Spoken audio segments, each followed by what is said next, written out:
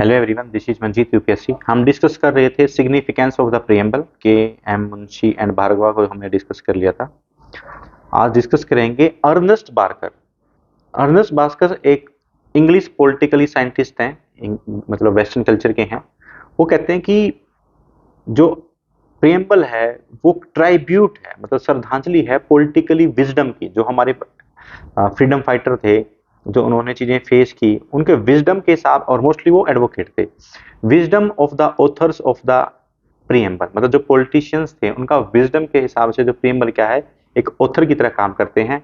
और प्रीएम्बल क्या है, की नोट है, मतलब जो चीजें लिखी गई है उनमें की पॉइंट क्या क्या है वो मेंशन है प्रीएम्बल के अंदर।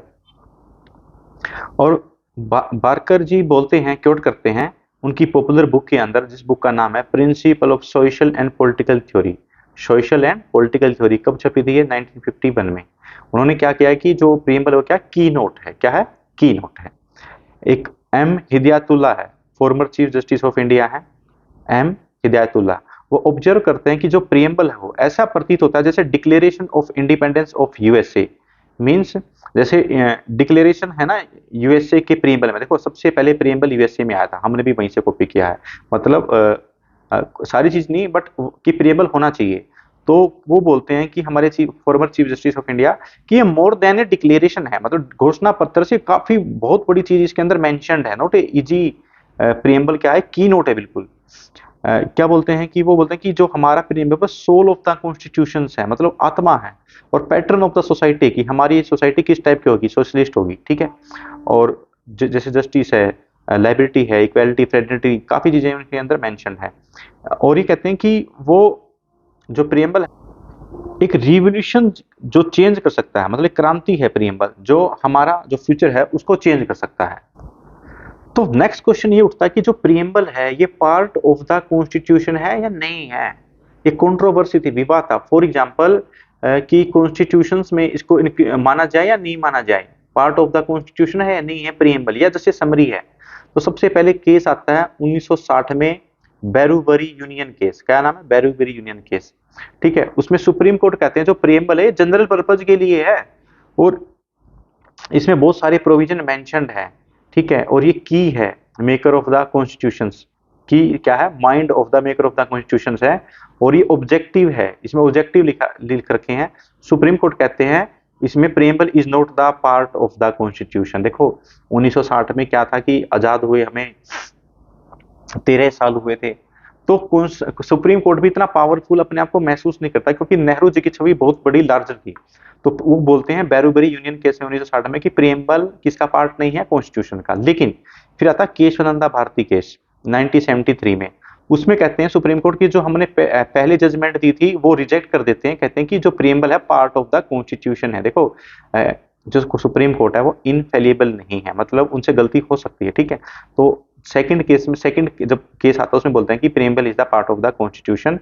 और कहते हैं कि ये जो प्रीएम्बल है एक्सट्रीमली इंपॉर्टेंट है, बहुत ज्यादा इंपॉर्टेंट है, और हम इसको पढ़ना चाहिए और इसको इंटरप्रेट भी करना चाहिए। देखो उसमें जो एक शब्द है उसका एक मीनिंग है, ठीक है। क्योंकि वो बोलते हैं कि जो ये शब्द लिखे हुए हैं ग्रांड हैं और नोबल विजन है, मतलब बहुत ही बड़ा विजन है एक्सप्रेस इसमें हम हमारे फ्रीडम फाइटर्स का। फिर अगेन फिर एक केस आता है एलआईसी ऑफ इंडिया केस 1995 में। उसमें भी सुप्रीम कोर्ट कहते हैं कि जो ये प्रीएम्बल है ये क्या है, integral part of the constitution है, मतलब ये कॉन्स्टिट्यूशन का पार्ट है। एक बार फिर रिवीजन करते हैं, जो प्रीएम्बल है संविधान का पार्ट है या नहीं, कंट्रोवर्सी थी। बैरूबेरी यूनियन केस 1960 में आता है, उस टाइम ये पार्ट सुप्रीम कोर्ट कहता है कि ये पार्ट नहीं है, ठीक है, जस्ट ए सेवरल प्रोविजन है। उसके बाद फिर केस आता है केशवानंद भारती केस 1973 में। उसमें सुप्रीम कोर्ट कहता है कि हमने जो ऑलरेडी जजमेंट दी थी वो रिजेक्ट कर दी गई है, ये पार्ट है और बहुत ही ज्यादा एक्सट्रीमली इंपॉर्टेंट है और नोबल विजन है।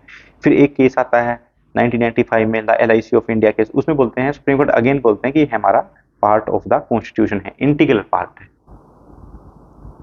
जो सुप्रीम कोर्ट है उन्होंने बताया कि प्रीएम्बल क्या है, पार्ट ऑफ द कॉन्स्टिट्यूशन है, और consonance with the opinion of the founding father of the constitution. जो फाउंडिंग फादर्स थे हमारे संविधान के, उनके हिसाब से भी पार्ट ऑफ द कॉन्स्टिट्यूशन है। इससे तो हमें क्या पता कि टू थिंग्स हमें should be noted towards the preamble. तो सुप्रीम कोर्ट ने दो चीजें क्रिस्टल क्लियर बोली हैं प्रीएम्बल के लिए। सबसे प्रीएम्बल ना तो कोई सोर्स ऑफ पावर है, कि ये पावर प्रदान करता किसी को, ना ही किसी को मना करता पावर से, मतलब प्रोहिबिशन अपॉन द पावर। मतलब जो हमारा प्रीएम्बल है वो नॉन जस्टिसिएबल है। ये नहीं है कि जो प्रीएम्बल में जो लिखा गया सरकार ना करे तो आप हाई कोर्ट या सुप्रीम कोर्ट में जा सकते हो, आप जुडिशरी में चैलेंज नहीं कर सकते इसको, ठीक है। ये प्रीविजंस क्या है, नॉट इन्फोर्सेबल है, मतलब लागू नहीं कर सकते इन कोर्ट ऑफ लॉ, ठीक है। तो मतलब कहने का मतलब क्या है, supreme court part of the constitution है, ना तो ये किसी सोर्स ऑफ अथॉरिटी है, ना प्रोहिबिशन है, और ना ही ये, और ना ये नॉन जस्टिसिएबल है। आप डायरेक्ट कोर्ट में नहीं जा सकते हैं अगर गवर्नमेंट आपको नहीं देती है। फंडामेंटल राइट जस्टिसिएबल है, डीपीएसपी भी नॉन जस्टिसिएबल है।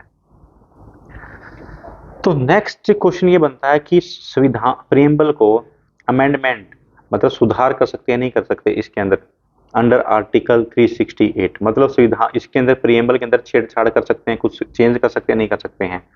तो फर्स्ट टाइम कब हुआ था, केशवानंदा भारती केस 1973 में, ठीक है, क्वेश्चन उठा था ये, और अर्ज किया जाता है कि preamble can not be amended Kesavananda Bharati case में, कि क्योंकि ये not the part of the constitution है। मतलब 1976 से, मतलब 1973 में, केशवानंदा भारती केस कब था, 1973 में, उसके 3 साल के बाद इसको चेंज कर देते हैं। उस टाइम बोला जाता है कि पार्ट ऑफ द कॉन्स्टिट्यूशन नहीं है, इसको अमेंड नहीं कर सकते हैं। बट जो पेटिशनर होते जिसने याचिका डाली थी, पेटिशनर था, उसने इसकी आलोचना की, बोले कि आर्टिकल 368 उसको डैमेज ना करे, किसको, प्रीएम्बल को, ना ही उसको डिस्ट्रॉय करे, किसको, basic element of the features. मतलब केशवानंदा भारती केस में आता है कि आप संविधान को चेंज कर सकते हो, इवन फंडामेंटल राइट को चेंज कर सकते हो, लेकिन जो बेसिक स्ट्रक्चर है, जो सोल है कॉन्स्टिट्यूशन की, उसको आप चेंज नहीं कर सकते हो, ठीक है। तो और ये जो प्रीएम्बल है basic part, basic structure of the constitution के अंदर आता है, ठीक है। उसके बाद सुप्रीम कोर्ट एक बारी अपनी गाइडलाइन इशू करता है कि जो प्रीएम्बल है वो पार्ट ऑफ द कॉन्स्टिट्यूशन है, ठीक है। और जो बैरूबेरी केस हुआ था, यूनियन केस 1960 में, उन्होंने बोला कि प्रीएम्बल किसका पार्ट नहीं है, कॉन्स्टिट्यूशन का। बोलते हैं कि प्रीएम्बल को चेंज तो कर सकते हैं, ठीक है, बट बेसिक स्ट्रक्चर को चेंज नहीं करना है। अमेंडमेंट का मतलब क्या है कि उसके अंदर संशोधन करना कर सकते हैं, बट जो बेसिक स्ट्रक्चर है आपको उससे कोई छेड़छाड़ नहीं करनी है, ठीक है। तो ये बोला गया था कि, मतलब कहने का मतलब क्या है कि आप प्रीएम्बल को अमेंडमेंट कर सकते हैं, चेंजेस ला सकते हैं, बट जो उसका बेसिक है, सोल है हमारी कॉन्स्टिट्यूशन को, आप उसको चेंज नहीं कर सकते।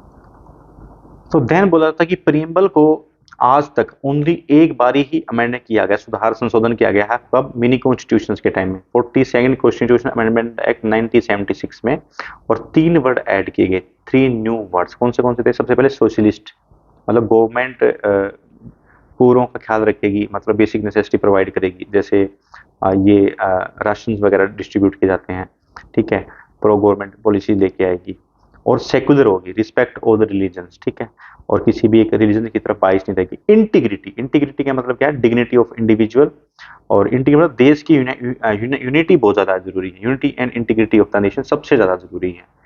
मतलब इनडिस्ट्रक्टिबल यूनियन है, हम इंडिया को ऐसे स्टेट्स में छोटे कर सकते हैं, ठीक है, तो जो लेकिन यूनियन है उसको आप नहीं तोड़ सकते, यूनियन गवर्नमेंट के पास ज्यादा पावर। और बाद में जो अमेंडमेंट हुई है उनको वैलिड ठहराया जाता है सुप्रीम कोर्ट के द्वारा। अब तक अगर क्वेश्चन में पूछा जाए कि प्रीएम्बल कितनी बार अमेंडमेंट किया गया, अब तक ओनली 1 टाइम, कब, 42nd कॉन्स्टिट्यूशन अमेंडमेंट एक्ट 1976 में। अब एट द एंड कुछ फैक्ट्स होते हैं, एम लक्ष्मीकांत जी के अंतर्गत जो बुक है, ठीक है, तो उनको डिस्कस करते हैं ताकि कुछ रह ना पाए। डेमोक्रेसी एक ग्रीक वर्ड है जिसका मतलब है डेमो प्लस क्रेटिया, मतलब पीपल रूल, पीपल वोट डालेंगे और जो सीएम पीएम जो एमएलए एमपी बनते हैं हम उनको इलेक्ट करते हैं। फिर था डायरेक्ट डेमोक्रेसी, डायरेक्ट डेमोक्रेसी होती है 4 टाइप, सबसे पहले होती है रेफरेंडम। उसके अंदर क्या है, जो कोई भी प्रपोजल आता है उस पर क्या है, जो सेटलमेंट्स होती है कि वो राइट है रॉन्ग है, वो डायरेक्ट वोट डालते हैं कौन, सिटीजनशिप ऑफ दैट कंट्री, ठीक है, उसको बोलेंगे रेफरेंडम, हिंदी में जनमत संग्रह, मतलब किसी भी इश्यू के ऊपर सभी लोग वोट डालेंगे, अगर वो जीत जाते हैं तो संविधान पास हो जाता है, चेंजेस हो जाते हैं। उसके बाद है इनिशिएटिव, ये डायरेक्ट डेमोक्रेसी में, इसमें क्या करते हैं, पीपल प्रपोज करते हैं कि इस बिल की जरूरत है देश के लिए, इस कानून की जरूरत है, ठीक है, और फिर लेजिस्लेचर उसको इनेक्टमेंट करती है। फिर थर्ड है डायरेक्ट डेमोक्रेसी में रिकॉल, वापस बुला लेना, जैसे कि कोई गवर्नमेंट इनएफिशिएंट अच्छे से काम नहीं करे तो उसको वापस बुला सकते हैं। वोटर क्या कर सकते हैं, रिमूव कर सकते हैं किसी भी रिप्रेजेंटेटिव को, एमएलए एमपी सीएम पीएम को, जो भी ऑफिसर्स हैं, उसकी जो ड्यूटी है, लगा लो 5 साल का टेन्योर है, उसको 1 2 साल 3 साल में 4 साल में उसका टेन्योर खत्म होने से पहले भी रिकॉल, उसको वापस बुला लिया जाता है, क्योंकि वो डिस्चार्ज को फुलफिल नहीं कर पाते हैं अच्छी से, क्योंकि अपनी ड्यूटी अच्छे से नहीं कर रहे होते हैं वो। उसके बाद है प्लेबिसाइट। इसमें क्या होता है कि पब्लिक का ओपिनियन लिया जाता है, ठीक है, जनमत संग्रह। इसमें प्लेबिसाइट में क्या होता है कि जो जैसे ये इंडिया में बांग्लादेश और इंडिया के डिस्प्यूट पे हुआ था प्लेबिसाइड, ओपिनियन लिया जाता है पीपल्स का जो वहां पर रह रहे होते हैं, एनी इशू जैसे पब्लिक इंपॉर्टेंस के लिए। It generally solve the territorial dispute, जैसे ये बांग्लादेश है और ये इंडिया में वेस्ट बंगाल है, जो बाउंड्री थी ना वो काफी वेग थी, क्लियर नहीं थी। तो जहाँ पे वो लोग रह रहे थे हमने वहां से वोटिंग करवाई और नियर अबाउट आई थिंक 70 या 80% इलाका बांग्लादेश की तरफ चला गया और 30% के आसपास इंडिया के पास रह गया। मतलब लोग किसके साथ रहना चाहते हैं, टेरिटोरियल डिस्प्यूट में यूज करते हैं प्लेबिसाइड को। पब्लिक का ओपिनियन जाना जाता है, पब्लिक वोट डाल के डिसीजन लेती है। नेक्स्ट फैक्ट था ये था जो कोर्ट ऑब्जर्व करती है कि जो हमारा संविधान है हम उस कॉन्स्टिट्यूशन को चेंज कर सकते हैं, बट बेसिक स्ट्रक्चर को, हम बेसिक एलिमेंट को चेंज नहीं कर पाते हैं, ठीक है। और जो प्रेम्बल है ये क्या है, बेसिक स्ट्रक्चर का पार्ट है, ठीक है। और इसमें भी हम अमेंडमेंट कर सकते हैं, लेकिन जो कॉन्स्टिट्यूशन की सोल है उसको चेंज नहीं कर सकते हैं। और पाकिस्तान कब तक ब्रिटिश डोमिनियन का पार्ट था, 1956 में, ठीक है। तो ये एक इंपॉर्टेंट फैक्ट्स था जो लक्ष्मीकांत ने दिया हुआ है। I hope you like this session. और प्रेम्बल आज खत्म हो चुका है। Thank you.